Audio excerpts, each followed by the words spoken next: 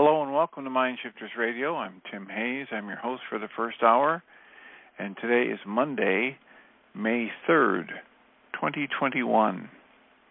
As always, we're grateful to everyone who's joining us here today, whether you're listening live or through the archives, as we spend another couple of hours teaching and supporting people in using some of the most powerful, effective, efficient, and accessible tools I've ever encountered. These tools are available absolutely free at whyagain.org. If you go to that website and click on the red and white bullseye, it'll take you to a page where you can download and read Chapter 24 of Dr. Michael Rice's book. His book is titled, Why Is This Happening to Me Again?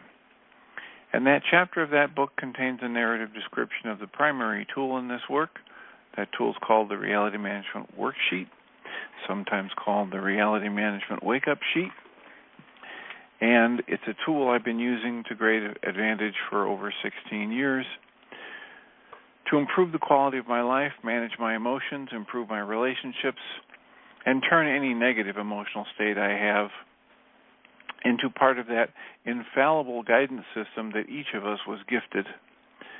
And we are hoping that you will find that of value, as I have, as we have, anybody who's been on the show.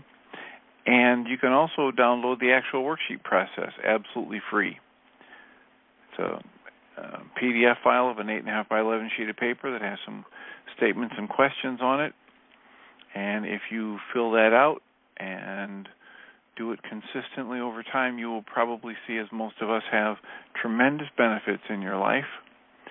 You can also go to your app store and type in the 3 words Heartland Aramaic Forgiveness, and by the time you're done typing the word forgiveness, you'll get access to the glowing heart icon, and that will download an app to your phone, and you can have right at your fingertips the Reality Management Worksheet, an abbreviated version of that worksheet process, and a copy of the Dragon Klingon game, which is a wonderful way to introduce these tools to even younger audiences. And we hope people do that soon and often because it will raise questions, or maybe you'll have comments and testimonials to share with us. Our call-in number here is 563-999-3581. And if you call that number and press 1, it'll let me see a little question mark by your phone number. I'll announce you by your area code, and we can have a conversation. We've also been making the commitment this year to tap into the Course in Miracles lessons. And normally we would just start off on today's lesson, which is day 123. However, over the weekend, we ended the reviews, and Saturday's lesson, lesson 121, reads, Forgiveness is the key to happiness. And the commentary, a little bit of it, I think it's useful to read, maybe not all 13 or 14 paragraphs, but some of the commentary here is quite useful, since Michael Rice somewhat frequently quotes that the Course in Miracles itself says, do not study the Course. Well, if you're not going to study the Course, what should you do? You should learn forgiveness. So forgiveness is the primary concept of the Course in Miracles, and here's lesson 121 that says, forgiveness is the key to happiness. And the first part of the commentary here reads, here is the answer to your search for peace. Here is the key to meaning in a world that seems to make no sense. Here is the way to safety in apparent dangers that appear to threaten you at every turn, and bring uncertainty to all your hopes of ever finding quietness and peace. Here, within forgiveness, are all questions answered, and here the end of all uncertainty is ensured at last. The unforgiving mind is full of fear and offers love no room to be itself. The unforgiving mind is torn with doubt, confused about itself and all it sees. The unforgiving mind sees no mistakes but only sins. The unforgiving mind is in despair without prospect of a future which can offer anything but more despair. Forgiveness is acquired. It is not inherent in the mind, which cannot sin, as sin is an idea you taught yourself. So forgiveness must be learned by you as well, but from a teacher other than yourself, that teacher who represents the other higher self in you. Yesterday's lesson reads, forgiveness offers everything I want. What could you want that forgiveness cannot give? Do you want peace? Forgiveness offers it. Do you want happiness, a quiet mind, a certainty of purpose, and a sense of worth and beauty that transcends the world? Do you want care and safety and the warmth of sure protection always? Do you want a quietness that cannot be disturbed, a gentleness that can never be hurt, a deep abiding comfort, and a rest so perfect it can never be upset? All of this is offered to you through forgiveness. Today's lesson, lesson 123, reads, I thank my Father for his gifts to me. The commentary reads, today let us be thankful. We have come to gentler pathways and to smoother roads. There is no thought of turning back and no implacable resistance to the truth. A bit of wavering remains, some small objections and a little hesitance, but you can well be grateful for your gains, which are far greater than you realize. A day devoted now to gratitude will add the benefit of some insight into the real extent of all gains which you have made. Give thanks that creation has not abandoned you and that creation's love forever will remain shining on you forever without change. Today in gratitude we lift our hearts above despair and raise our thankful eyes, no longer looking downward into the dust. We do not go there alone, and we give thanks in our solitude. A friend has come to speak the saving word of creation to us. And we've also been working with the Pam Grout book, A Course in Miracles Experiment.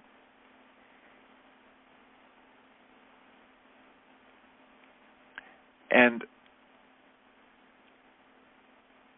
she goes through Saturday's lesson, and it's titled, Not Forgiveness Again. And she quotes George Washington Carver, who said, anything will give up its secrets if you love it enough. Pam writes, we give the dying one simple instruction. Walk toward the light. Lesson 121, Forgiveness is the Key to Happiness, offers the same piece of advice, only it urges us to do it today. Do it now. Don't wait. Admittedly, it uses slightly different verbiage, but get this in your noggin. All it really means is walk toward the light. In whatever situation you find yourself, walk toward the light. Don't get stopped by appearances, by judgments, by your conviction that what's happening is wrong, that bastard is evil. Just keep moving toward the light. Today we pick someone who isn't our favorite, as the Course says, someone already popped into your mind. That person will do. Don't make this hard. Try on this mantra. forgiveness is surprisingly easy. Don't focus on what happened in the past. Simply call that person up in your mind. That's where they are anyway, and notice the light in him or her. If you look and listen carefully, you can't help but see it. If you open yourself up to now, the light in this alleged dimwit becomes so apparent that you will marvel, how did I miss this before? The light is all you really want. It's the key to happiness. It's the answer to every alleged problem and devastation you think you have. Don't wait for your deathbed. Just walk toward the light today. In yesterday's lesson, 122, she titles it, Sink into Happiness. She quotes Benedetto Asaro as, magic is becoming the new norm. Pam writes, it's open window season where I live, which means some of my best teachers wake me up each morning with their chorus of joy. These teachers, most people call them birds, are riffing on the day, blaring songs that will never be sung in that exact arrangement again. They're not reading self-help literature or wondering how to heal their childhood wounds. Likewise, the sun rose this morning with a brand new palette of colors. It's painted a one-of-a-kind vista, unique to my GPS coordinate on this big stone hurtling through space. It's not mad at the president. It's not worrying about nuclear war. The natural world is my best teacher. Those cardinals and tree frogs trilling advertisement for mates, the squirrels using my fence as a tightrope, they're my mentors when it comes to lesson 122. Clear your mind of all dead thoughts. The mother fox parading her kits along the roadside is not obsessed about work or whether or not her butt looks big. Worry, anxiety, fear, wondering whether or not your butt looks big, these are all dead thoughts.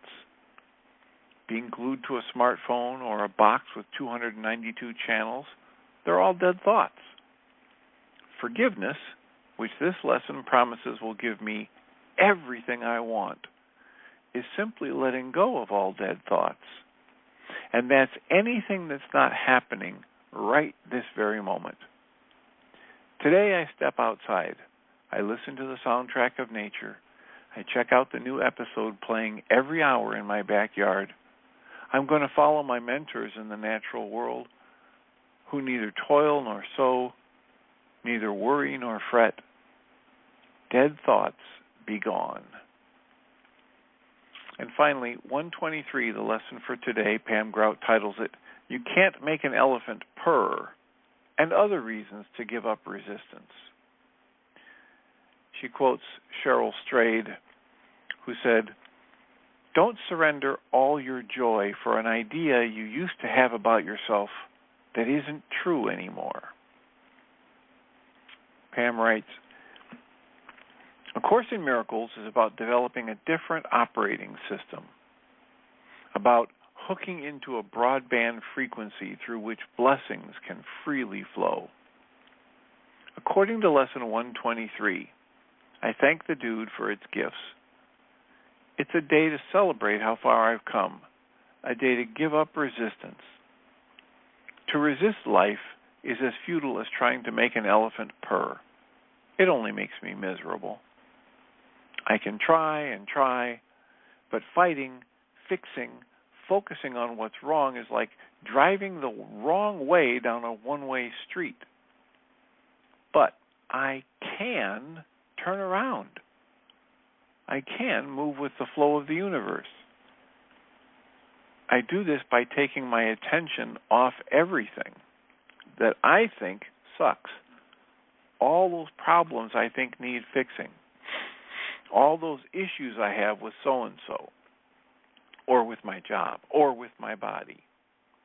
When I step into the stream of gratitude, when I start noticing the gazillion things that are going right, those annoying problems have a way of fixing themselves. They literally dissolve without any input on my part. So, that's our offering from the Course in Miracles lessons and Pam Grout, and I strongly encourage you, if you haven't done so, to go back to Saturday's lesson, which talks about forgiveness as the key to happiness, and one of the less specific than the Michael Rice work, but one of the ideas about seeing the light in the person and seeing your teacher in everyone. Our call-in number again is 563-999-3581. And if you call that number and press 1, we could have a conversation. I was having a conversation this morning with someone in a session who has been fairly recently introduced to these tools and the concept of 100% responsibility for every emotion I experience. And as I was once again engaged in presenting these ideas to someone who hasn't experienced them before, I was left with the thought about how the further I go on this path, the more positive results I see, the better I get at programming my mind to look inside myself when there's an upset. The easier it is for me to forget how strong the urge, how rigid the conditioning was for the first 45 years of my life, where I was raised in this culture where I was trained, you made me angry, you hurt my feelings, you're upsetting me, etc. And the experience, how it's growing in me as an auto response to take 100% responsibility, and how I don't even notice it anymore, but I routinely engage in the use of these tools and exploring other tools.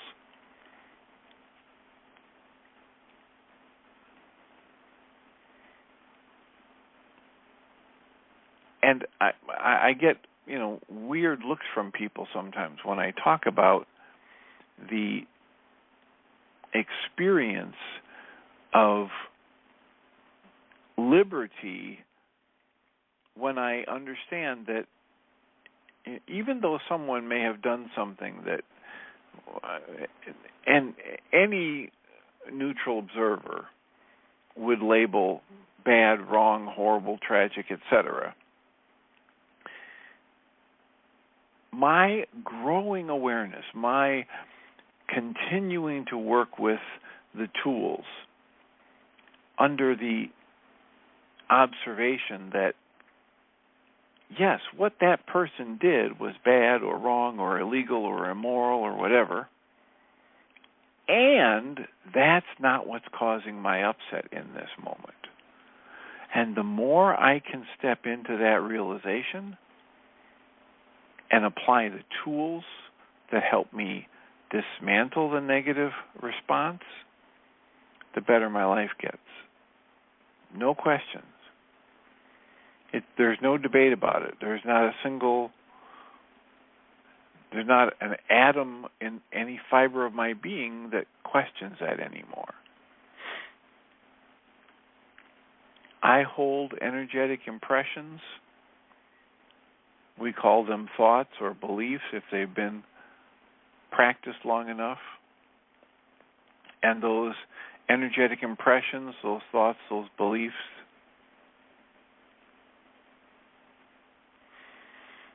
whenever they're activated, whenever they get triggered into active space in my mind because of whatever interpretation I'm choosing and pouring my mind energy into, they are literally going to be driving my experience. They're going to be driving my creation of my experience of life in that moment. And, if I'm really serious about having a change in my experience of life, and someone points out to me that my experience of life is 100% an internal creation, then it doesn't make any sense to waste very much, if any, of my time on the outside events.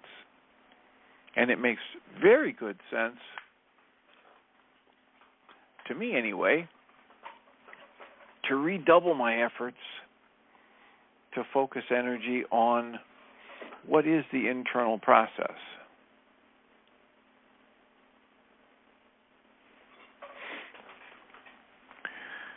I was doing some personal work this morning again about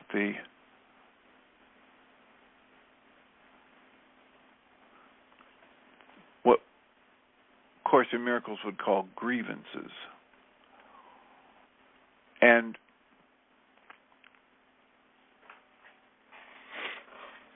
if I'm holding a grievance, if I'm pouring my mind energy into a grievance, I'm basically doing the opposite of what the Course in Miracles calls us to, which is the forgiveness process, which is seeing the truth of how anything I'm holding a grievance about is the result of a distorted perception on my part. It's a result of treating an illusion as though it were real.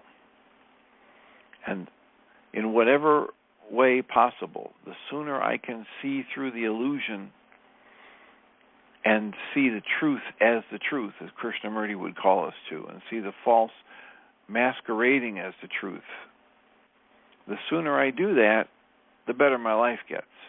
The less time, intelligence, money, and energy I spend in the belief that the illusion is real, in chasing those ghosts.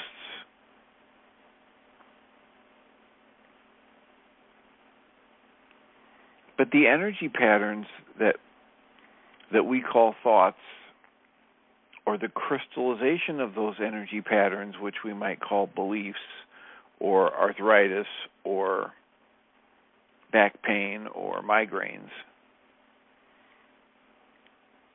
is still just energy. It's in a slightly different form, and it may take the addition of a catalyst and some effort on my part to allow it to get back to a fluid state and flow through me. And yet, that's the goal. What can I do to liquidate, turn from a crystal to a liquid, hopefully then to a gaseous state, and then let it flow through me, whatever energies don't belong in my system? And these energies are most often in the form of grievances, as Course in Miracles would call us to. The idea that I have bought into the delusion or the illusion that I am vulnerable and capable of being hurt, and that someone or something outside of me has hurt me, and that I'm only going to be able to stay safe if I remain hypervigilant and or I attack the person outside of me that I'm blaming for my pain or fear or upset. And the recognition that it's all an inside job and every bit of energy I spend focused on somebody else is a trap is the only thing. Taking action on that observation is the only thing I've ever found that gives me true liberty. A degree of freedom and liberty that I don't get any other way.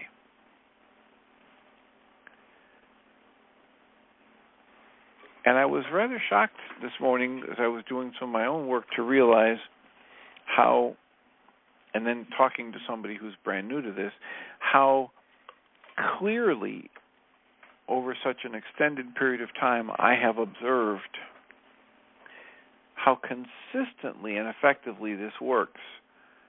And what a radical idea it is to somebody who's just getting exposed to it.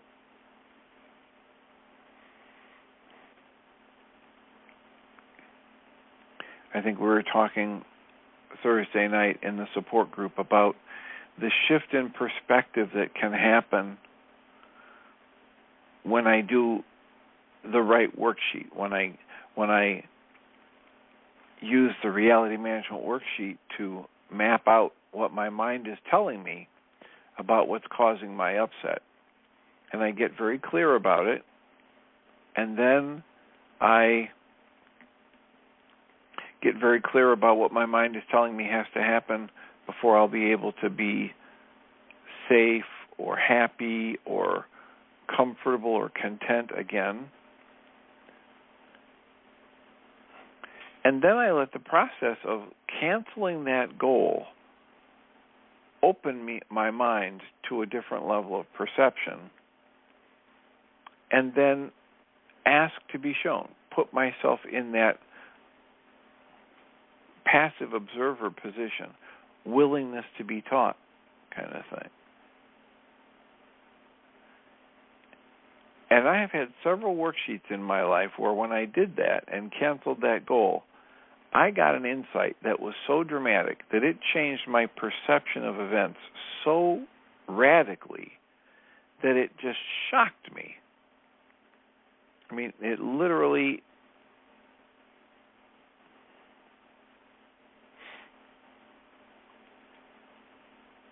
I'm trying to remember how long ago I stepped into the Tuesday support group one evening and knew I needed to do a worksheet. I was so triggered. And I did this worksheet on an interaction with my ex-wife that was so...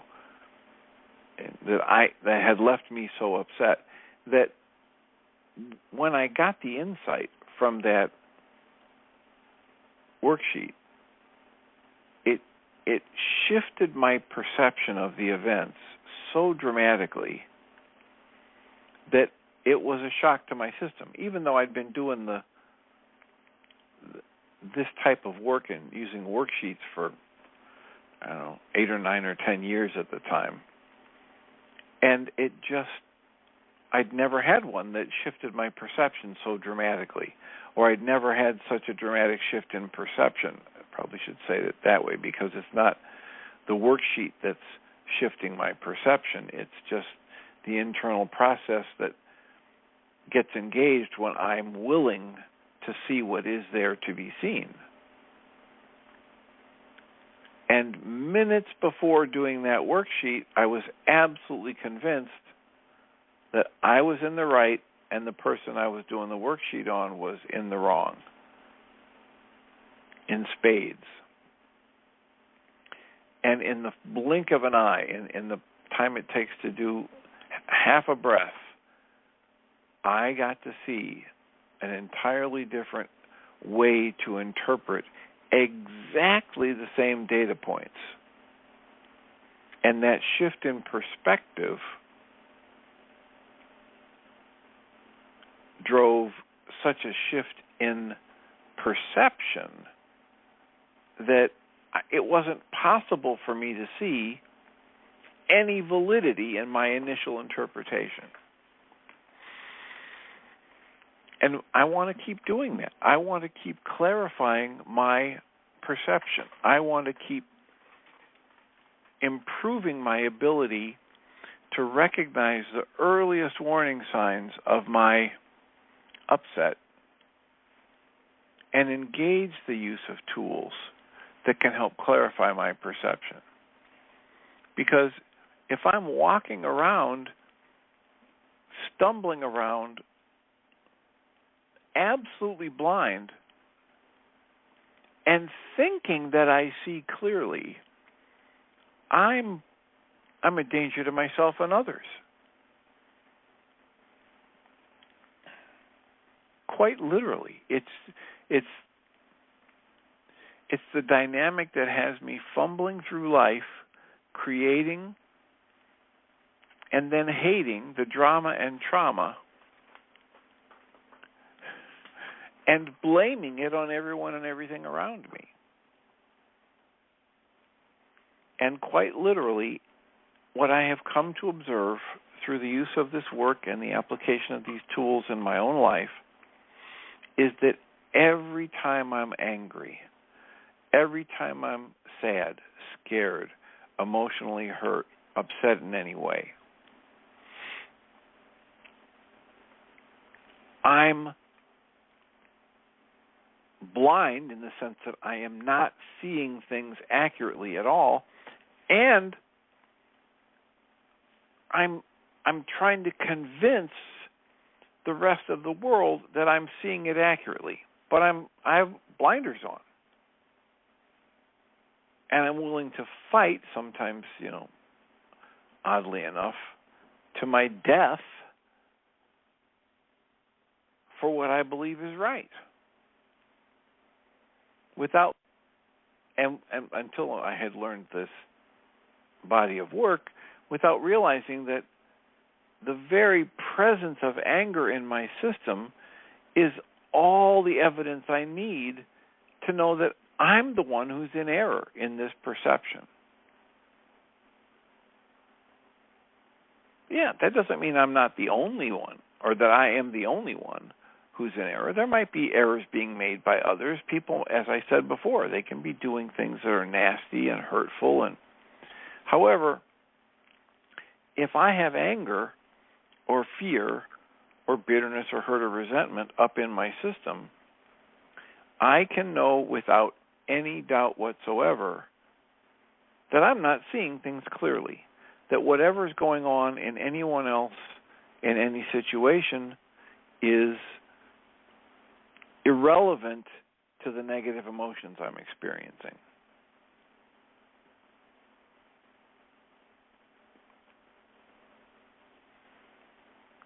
With practice, with repetition, with commitment to follow through using the tools, I can demonstrate that to myself. I can observe and directly demonstrate that to myself.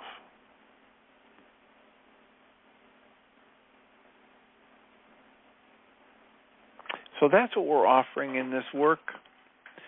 That's what we're hoping is of interest as we're reading from various teachers, as we're applying the tools in our lives. Our call-in number is 563-999-3581. If you call that number and press 1, we can have a conversation. Today is Monday. We're going to have 2 support group offerings this week again, Tuesday and Thursday from 6:30 to 9 Central Time. Information about how to join us for either of those is available at MindShiftersAcademy.org website. And when you look for the group pages, please note that there's a separate page for the login information for each day. It's come up before, and again, a couple times in conversation. Apparently there's quite a bit of need for grief work lately, and so it's come to my attention that some people did not know about the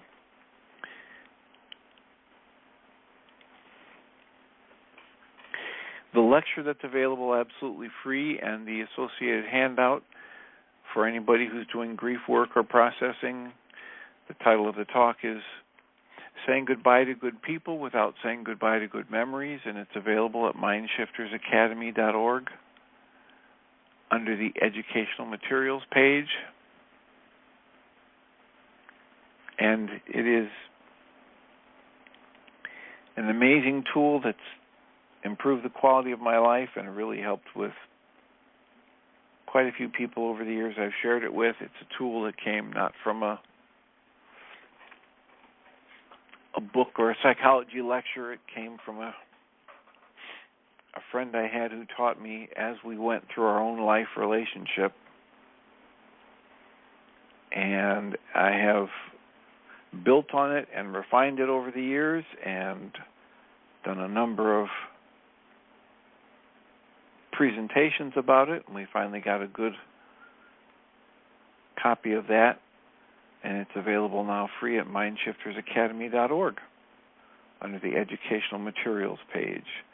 How to say goodbye to good people without saying goodbye to good memories.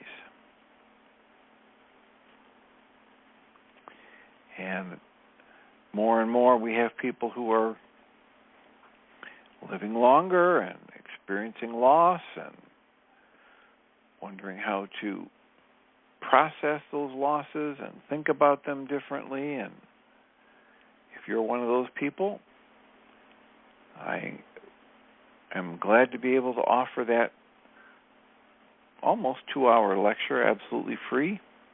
The audio file downloads are there, and the PDF handout is available.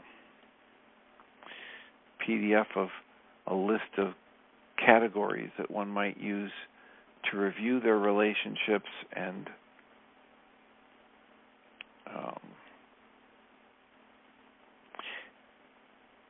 do the evaluation to remember what are the life lessons?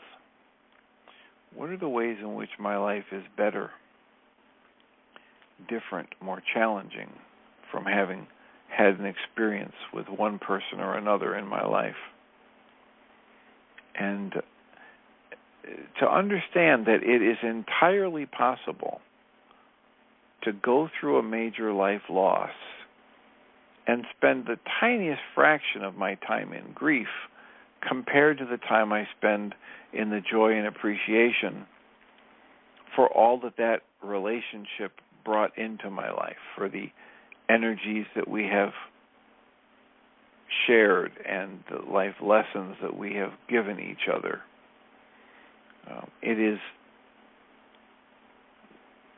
It's not the norm. What we're taught is, of course, there's a natural grieving process, and it can take years, and so we are not normally taught that it could be a fraction of the time spent in grief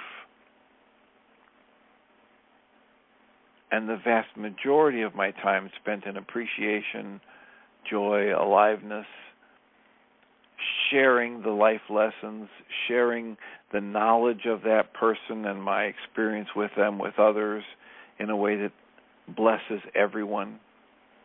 And it's been my experience that saying goodbye to good people without saying goodbye to good memories tool is one powerful way to facilitate that, to move into the appreciation and gratitude and enjoyment of life and whatever relationships I've had far more quickly and with far less time creating the grief and resentment and bitterness and fear that so many of us create without realizing it when there's a loss in our lives.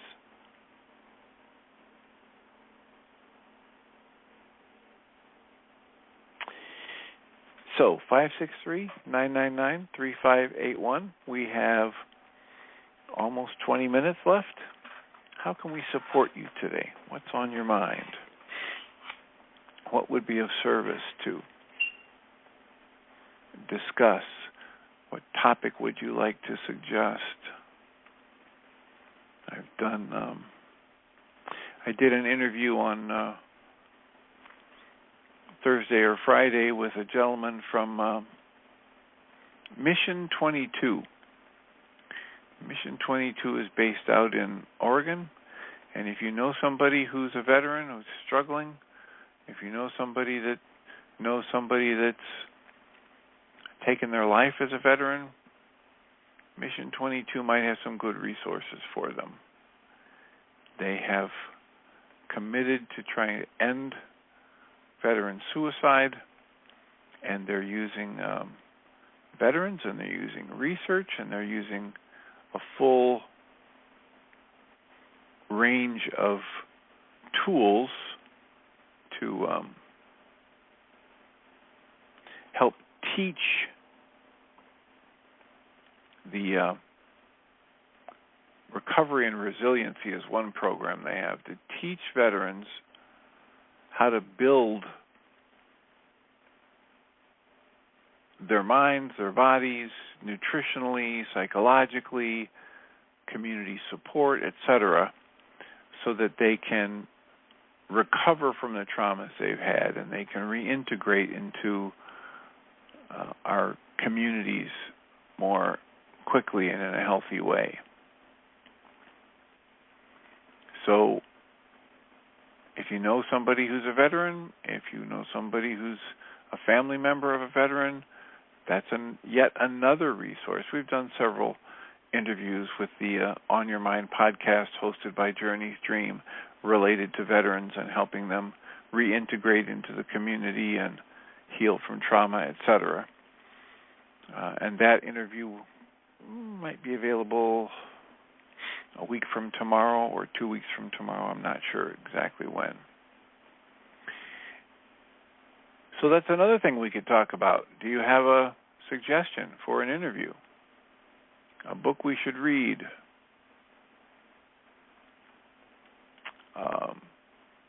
Someone we should talk to and interview? I had a friend from high school and college send me a link yesterday to someone he thinks I should interview, and it was a rather rocky story. Welcome, Ellen. Hi, Dr. Tim. How are you? I'm doing well, and you? I'm doing pretty well.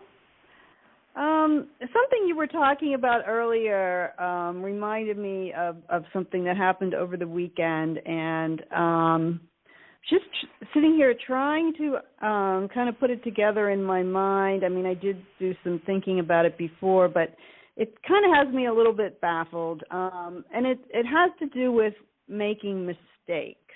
And I know there really are no mistakes, but I mean, I do believe that. But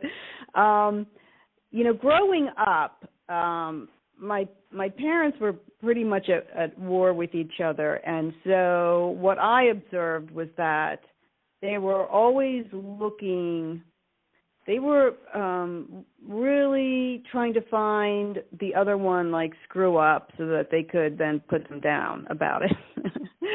Like little things, just any little thing, that one could find out about the other. They would use it, as an excuse to belittle them.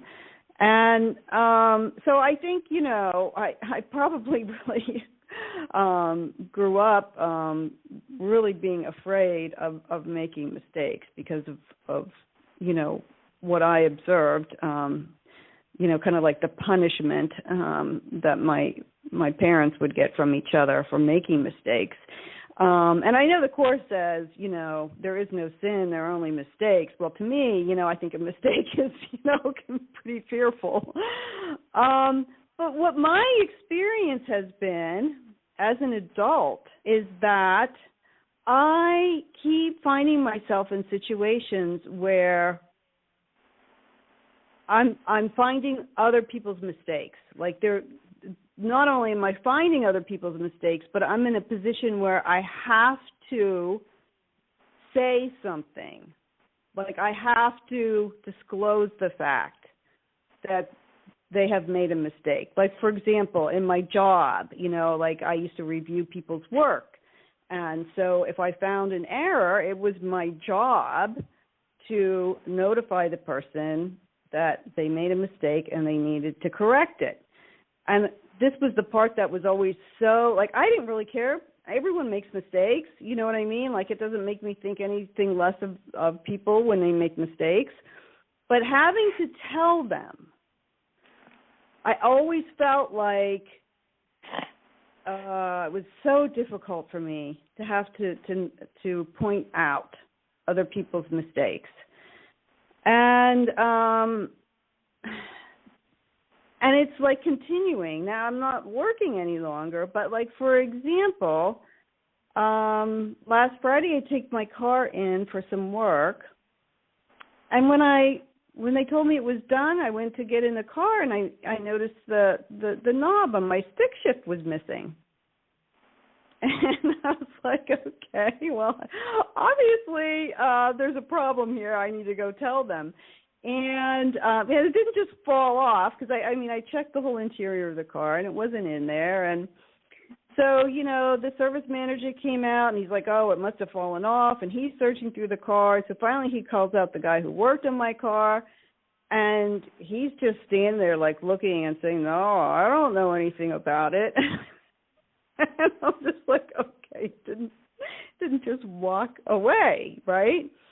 So I kind of, what I did was, I what I like to do with situations like this is I put myself in that person's shoes. And I thought, wow, I almost like immediately knew that somehow he must, and I don't know this for sure, but I felt like he must have somehow damaged it, and he didn't want to give it back damaged, so he just removed the evidence that it was damaged and was afraid. And it had nothing to do with me. I really felt like he was so afraid to admit to his boss. Because the thing was, it turned out like I needed a whole new stick shift because you can't just get the top part. And I think he knew that, and that he could have gotten in a lot of trouble. So he just avoided it, and I don't know if he just thought I was going to accept it without the top part, and then I'm dry. So I ended up leaving because they said, "Well, I have to get approval to see if we can get you a whole new stick shift." And so I'm driving home, and then I noticed, wow, they didn't put the inspection sticker on the windshield. Yet another mistake. And then when I got home, I found yet another mistake because I needed air in my tires, and he had way overfilled the tires. And they were all, actually, each tire was at a different pressure. And I was like, oh no. And it's like, it's such a feeling of, I have to point out yet another error. I have to point out yet another error. And so this whole thing about, like, because I'm looking at this, what I'm experiencing in relationship to what I grew up with, and just like how my parents were so eager to find errors and relate them, right, to the other. Yet my experience is that I cannot stand finding errors because then I know I need to point them out to the other. So I just wanted to get your input on that because it's kind of baffling to me. I'm not sure. I'm really not. I'm confused about what's happening here. Okay, so confusion is an okay thing, right? And you need to be confused before you can heal. Mm-hmm. However, I would not recommend that you try to figure this out. Right. Because that will just amplify your confusion. Yes. I would agree. simply start doing the worksheets or the journaling. Right? You could do the targeted journaling on the MindShifter that says, it's safe and healing for me, and I love it when I find and have to tell people their mistakes. Okay. Yeah. And if you were to journal on that for an hour or more, you'd probably come up with a whole series of worksheets, reality management worksheets that you could do on negative beliefs you're holding about yourself and others, or the danger in the world, or, the harm you do to somebody if you point out a mistake, etc.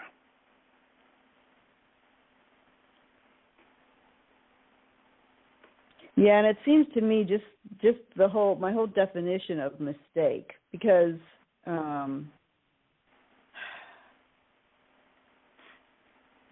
apparently it seems a little more egregious to me than how the Course describes it. Like really nothing at all. Oh yeah, you're giving it an entirely different definition. Yeah, I think so. Okay. Like life and death errors. Yeah. Errors in judgment that could cause entire populations to cease to exist.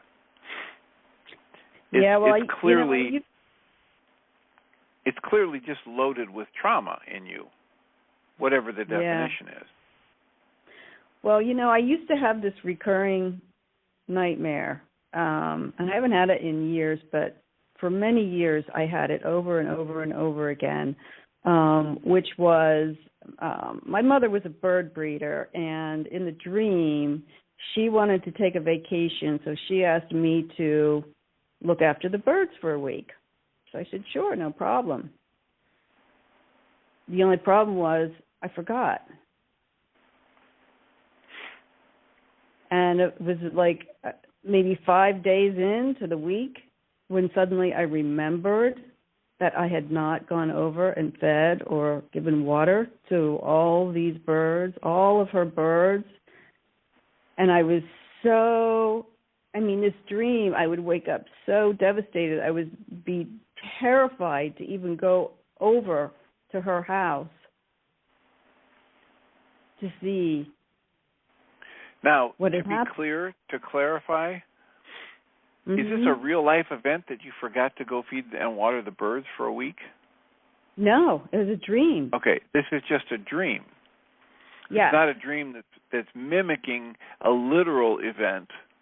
It's just a dream of you failing to live up to a commitment to your mother that had devastating results. Right. It just slipped my mind, and I forgot in the dream. And yet, I would wake up from this dream and just being so devastated that I'd screwed up. Like I'm sure, like I never got to the point where I actually went to the house to see if like they were all dead or what. I would always wake up before then and with this devastating feeling of I just killed all my mother's birds and my mother's whole livelihood. And I'm just wondering if this is somehow, I don't know. It seems like how I could raise the level of a mistake to something very like a real sin. Because clearly I didn't intend to do that. But yet this was an important dream because I kept having it over and over and over again and waking up devastated.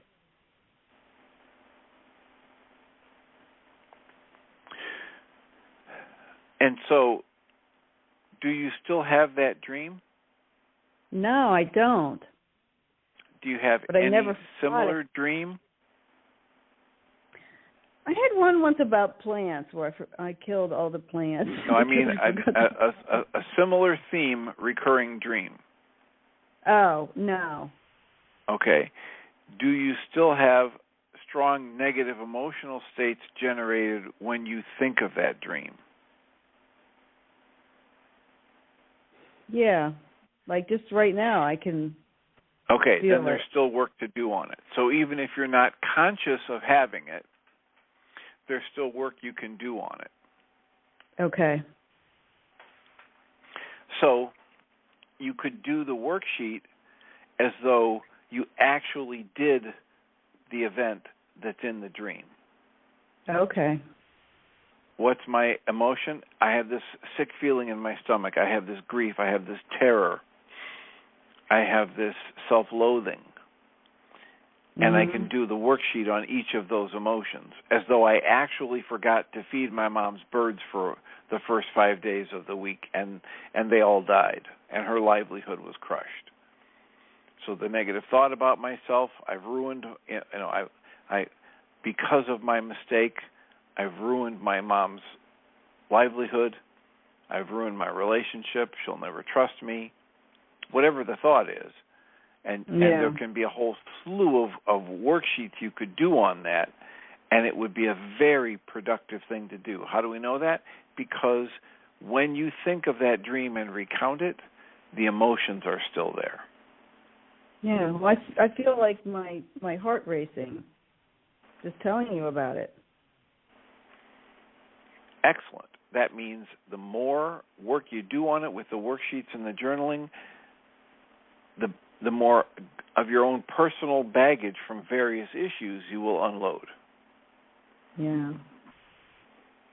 Okay, good. And chances are, if you were able to recall all of your dreams, you'd become aware that you're still having that dream.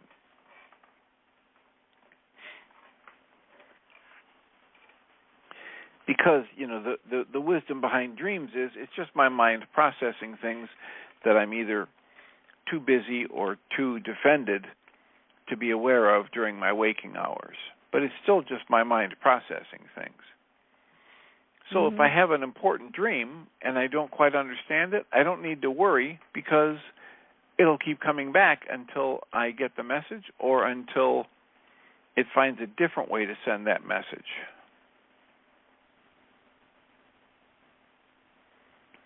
But when you recall that dream right now and your heart is racing, that means there's plenty that you can unpack and unload related to the negative thoughts, impressions, beliefs, traumatic energies in your life, in relationship to your mother, in relationship to making commitments, in relationship to having made a mistake. All those various issues might come up the more you do these worksheets.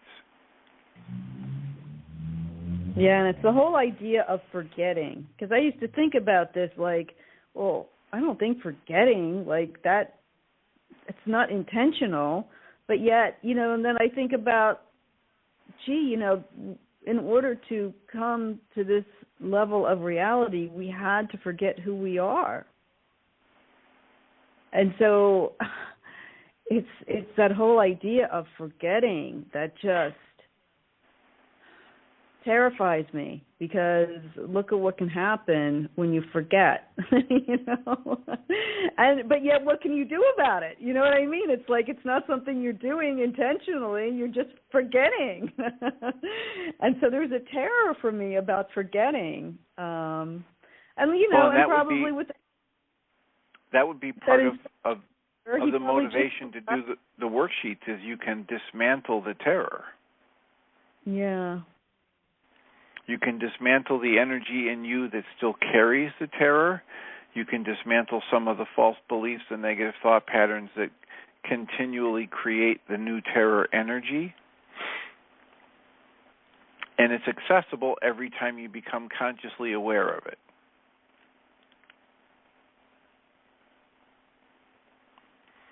You can become consciously aware of it just by living your life and having it pop up. And you can become consciously aware of it by doing a mind shifter that will stir up some of that subconscious and unconscious material. Mm-hmm.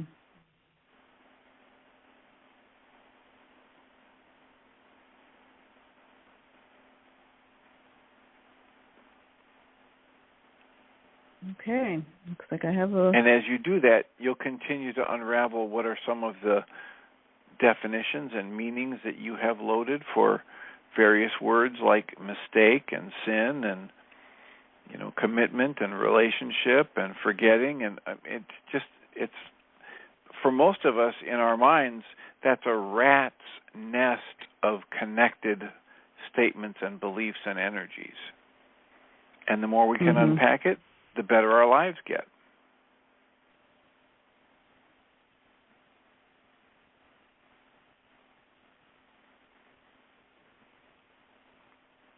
Yeah, it's interesting, because I've even been afraid since I had to take my car back in to get the new stick shift and get the sticker, and I had him adjust the tire pressure, and I haven't checked it because I'm like afraid.